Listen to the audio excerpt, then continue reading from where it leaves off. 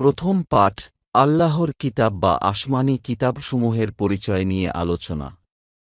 আল্লাহর কিতাব বা আসমানী কিতাবসমূহে পরিচয়। আল্লাহ তাআলা মানব জাতিকে পথ দেখানোর জন্য যুগে যুগে তার পক্ষ হতে মনোনীত নবী-রাসূলগণের কাছে ওহী বা প্রত্যাদেশের মাধ্যমে যে সকল গ্রন্থ প্রেরণ করেছেন, সেগুলোকে আসমানী কিতাব বা আল্লাহর কিতাব বলা হয়।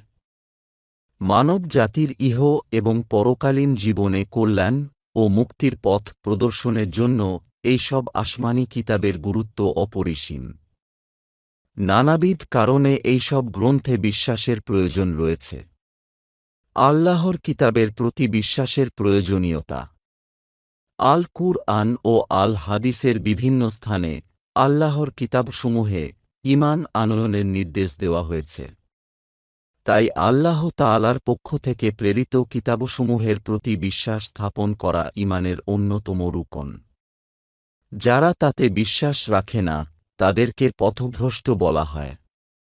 আল্লাহর কিতাবে ঈমান আনয়নের অর্থ হল অত্যন্ত ক্ষুদ্রভাবে এই কথা বিশ্বাস করতে হবে যে আল্লাহ যুগে যুগে নবী-রাসূলগণের কাছে ওহীর মাধ্যমে যে সব গ্রন্থ প্রেরণ করেছেন, সেগুলো সন্দেহাতীতভাবে আল্লাহর বাণী এবং মানুষের জন্য পথনির্দেশিকা ও এই কথাও বিশ্বাস করতে হবে যে পূর্ববর্তী গ্রন্থগুলো বিকৃত বা বিলুপ্ত হয়ে গেছে। সুতরাং আল্লাহ তাআলা সর্বশেষ গ্রন্থ আল কুরআন নাজিল করেছেন পূর্বের সব গ্রন্থের সত্যতা ঘোষণা এবং রহিত ও সেগুলোর শূন্যস্থান পূরণ করতে। অতএব আল কুরআনেই পূর্ববর্তী সকল গ্রন্থের নির্যাস ও মানব জাতির ইহ ও পরকালীন মুক্তির পূর্ণাঙ্গ দিক নির্দেশনা রয়েছে।